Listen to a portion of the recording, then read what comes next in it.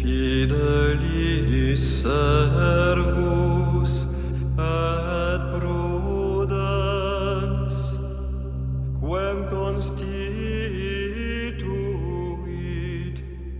La naissance d'une vocation sacerdotale, ça peut se faire de plusieurs façons, mais je pense que fondamentalement, c'est toujours la même chose.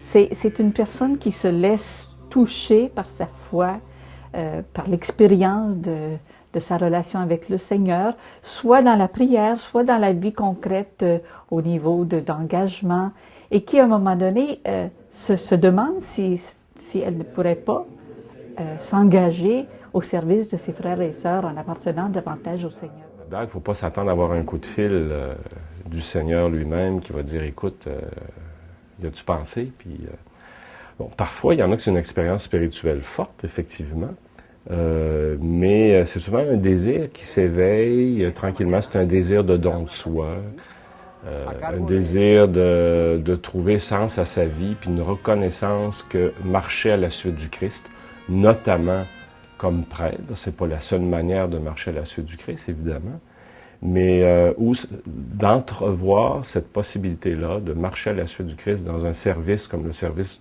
presbytéral va éveiller comme une grande joie, il y a une chaleur qui habite le cœur, il y a quelque chose qui te place debout, qui te redresse, qui fait que ça fait comme un oui à l'intérieur, qui donne le goût, qui donne un certain élan.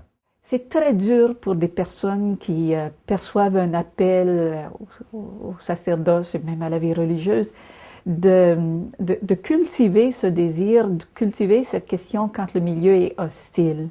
Et souvent, c'est là où d'autres personnes peuvent venir en cause, peuvent venir aider la personne à cheminer pour porter justement cette hostilité du milieu, et ça arrive. Je pense à faire, c'est d'encourager la personne à se donner un moyen d'accompagnement.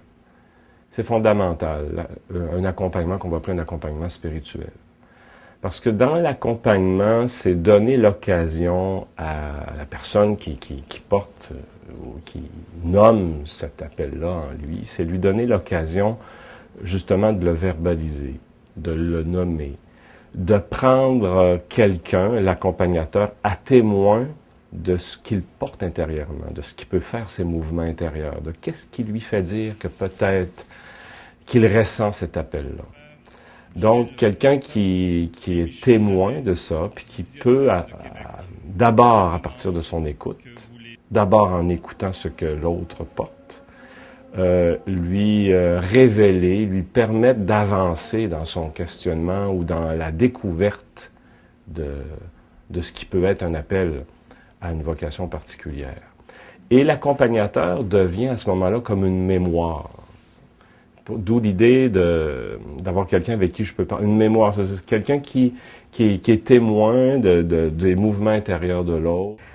En fait, la première chose, ce serait de creuser le désir, voir comment ce désir-là s'exprime, comment il le sent, comment ça s'intègre avec son désir de vivre en général, comment aussi ça peut aller avec toute son histoire avec le Seigneur,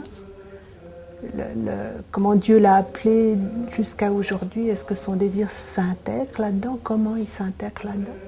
Alors c'est toutes des choses qu'on va pouvoir aborder avec lui pour soutenir ce désir qui émerge, et puis peu à peu aussi le discerner, voir quelles sont les motivations, pour autant qu'on puisse être conscient de toutes nos motivations. Qu'est-ce qui sous-tend ce désir-là? Qu'est-ce qu'il y a là derrière?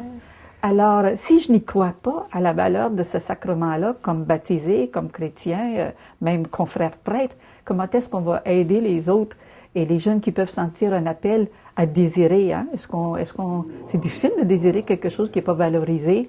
Et puis quand je dis valoriser, je ne veux pas dire au niveau de prestige social. Je dis au niveau d'une valeur pour aider les frères et sœurs à découvrir le Christ, à connaître son message, à s'ouvrir à son action et à être accompagnés dans la marche à la suite du Christ. Puis l'accueillir s'il s'aperçoit de plus en plus que ça vient de Dieu. Alors là, il y a un aspect de durée aussi qui est important, parce que quand ça vient de Dieu, ça ne peut pas s'éteindre. Alors ça va revenir, même si on essaie de le tasser ou si on essaie de ne pas trop l'écouter. Un des critères pour l'authenticité d'une vocation, d'un appel, c'est la durée. Ça revient, ça insiste dans le fond. Alors ça aussi, on peut aider le jeune à reconnaître ce qui se passe au niveau de la durée avec son désir. On a terriblement besoin des prêtres, vous savez. Je pense qu'on a traversé une crise qui nous a amené peut-être à pas réfléchir suffisamment à ce don. C'est pas le seul don, bien sûr, mais c'est un don précieux. Que plus le peuple de Dieu, et j'utilise ce mot-là vraiment par exprès, le peuple de Dieu, c'est-à-dire nous les croyants, les croyantes, plus nous essayons d'accueillir de façon profonde et sincère le don du sacerdoce, en y croyant sincèrement, plus nous aidons les jeunes à réaliser que c'est une vocation qui est importante au cœur de l'Église. Alors je dirais que le grand soutien, c'est la foi des gens.